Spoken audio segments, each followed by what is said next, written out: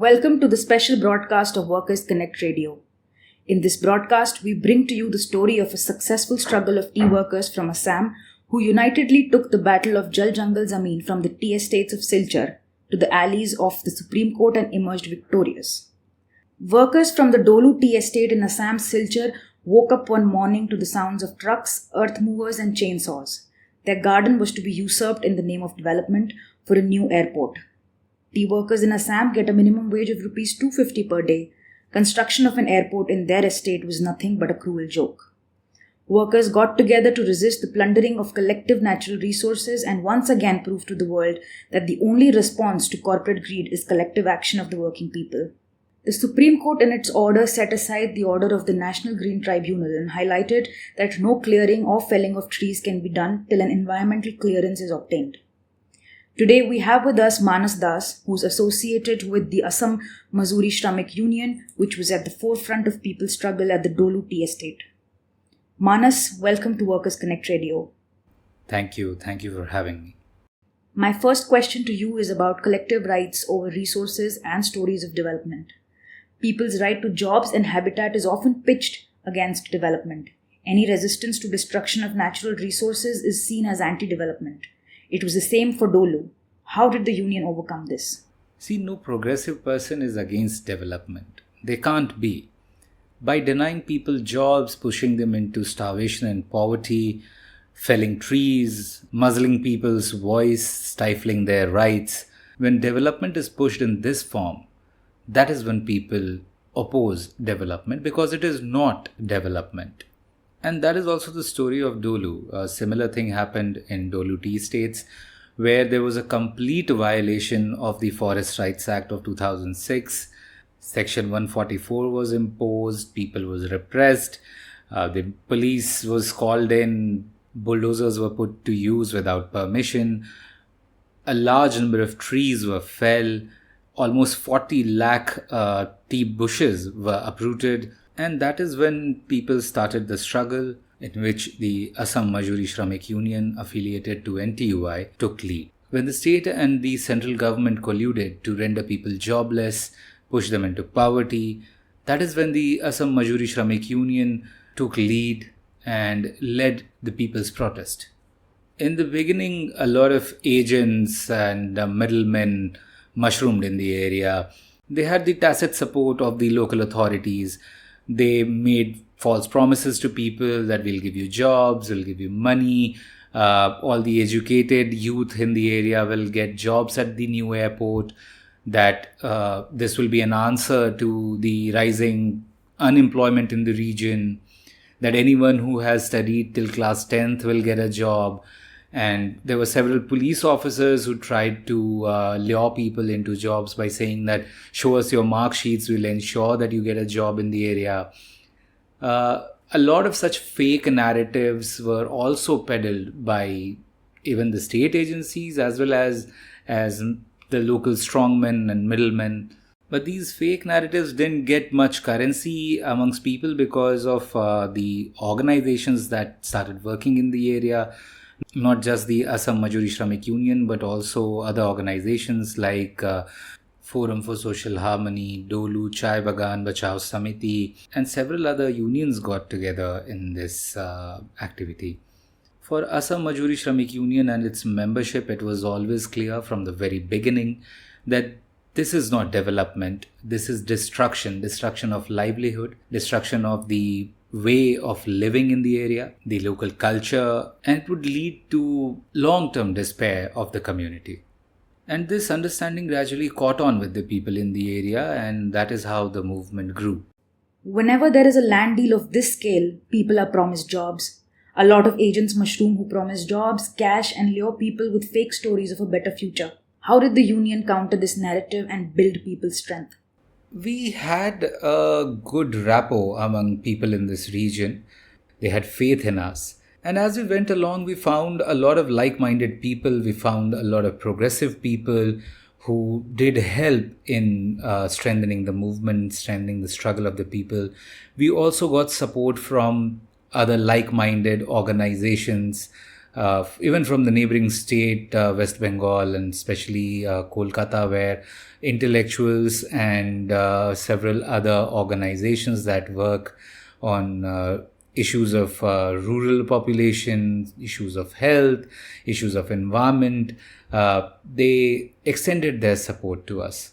And this support was not only limited to unions, many poets and cultural activists, cultural organizations, they also extended their support, which helped us take this message to people and make them understand as to what they stand to lose in this process of development. We held a lot of meetings with people. We ran awareness campaigns.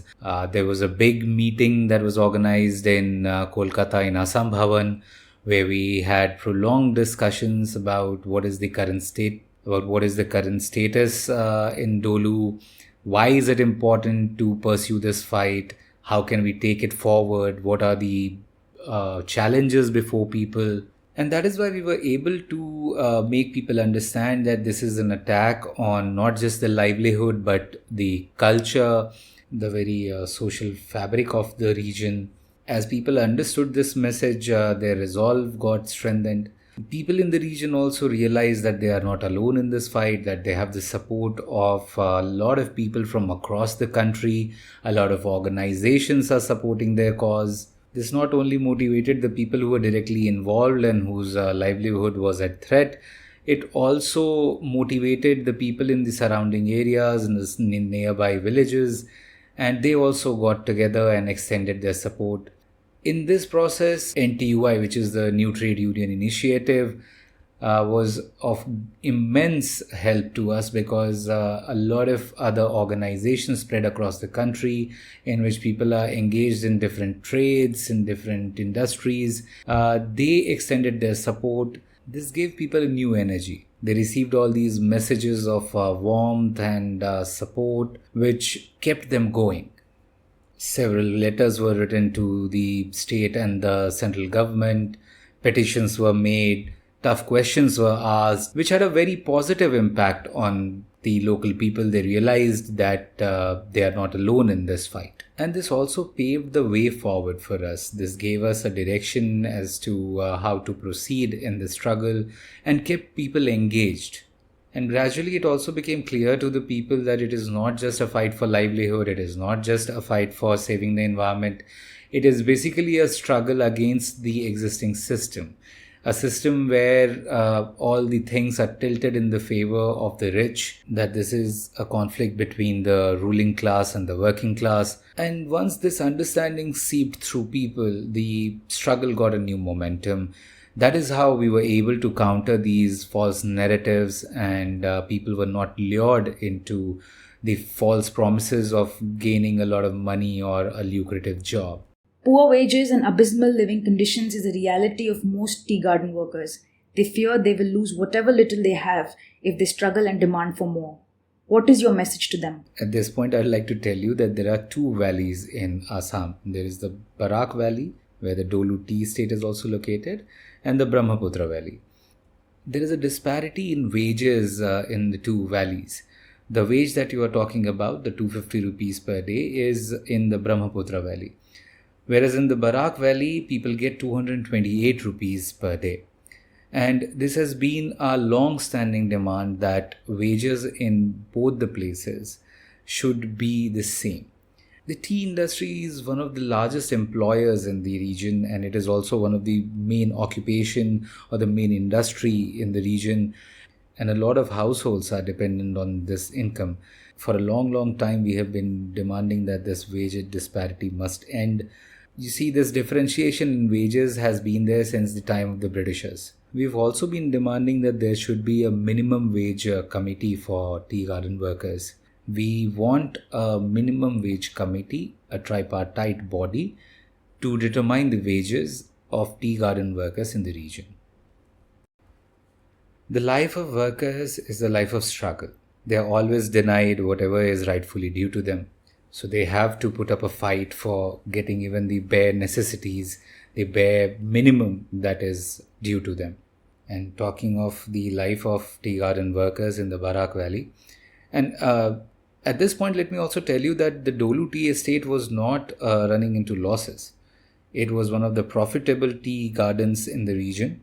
And as is the popular understanding that all these tea gardens are struggling and they are running into losses, when we checked the balance sheets in 2022, when this whole bulldozing of trees had begun, we found that the company makes tremendous profits, though workers are still forced to work for meager wages. And as the bushes were uprooted and the trees were fell, subsequently the tea garden ran into losses, and that is what the company management had been wanting to show, that we are a loss incurring enterprise. And because workers have been forced to work for these very meager wages, they have always been very militant in this region. There is a need for organizations that can lead this militancy, that can give a direction to this militancy. And if you are to talk of Dolu, and when the land acquisition was supposed to happen, there was a memorandum of understanding signed between the company management and the three recognized unions, the INTUC, BMS, and C2, and the state officials such as the district collector and the members of the tea board. And this MOU was kept secret from people. This MOU was a document of betrayal of people's trust in these unions. It was a document of annihilation of the people's culture, their livelihood, the land on which they had been living for generations, the complete plundering of environmental resources. And when we got our hands on it, the Asom Majuri Shramik Union ensured that this is revealed to each and every worker, to all the nearby villages. People must learn about this secret so-called MOU that has been signed, which is being used to say that the company has the sanction of the people, it has the consent of the people to go ahead with this destruction of their lives. We were not even a recognized union with this company, but as people learnt about this secret MOU, their faith in us, their resolve in us got strengthened. And we also felt the responsibility that had befallen our shoulders, that we now have to take lead and take charge of the situation. And we did get a lot of support from, as I said, a lot of organizations that got together and extended their solidarity. This also gave people the strength to continue with the fight. And this is not true only in the context of Dolu. It is relevant to any place, anywhere where the working people are being oppressed. There is only one way of resisting the stifling of rights. There is only one way to fight the ruling class. That is the unity of the working people, the unity of farmers and workers, the unity of all the people who believe in democracy, who want to see a more just world. They'll all have to come together and put up a collective fight to safeguard the collective resources, to save the environment, to save the livelihood of the many against the handful of people who are profiteering and plundering this planet of ours. It is a fight of the people, of the masses, of the working people against this system. I believe the struggle of workers of Dolu tea estate has shown people the way. It has shown people that the struggle of the working people ultimately is victorious. It has shown that when people stand together, they extend solidarity with each other, they emerge victorious. It has shown people that if we are to thrive, we must resist. And it surely has given a new energy and a direction to the working people to resist, to struggle, and to win. Manas, thank you very much for talking to us. This special bulletin is also available in Hindi and its original Bangla version on our YouTube channel, Workers Connect Radio. Subscribe to our channel to stay tuned with the latest updates of the world of work. That's all for today. We will be back with another bulletin of Workers Connect Radio on Friday.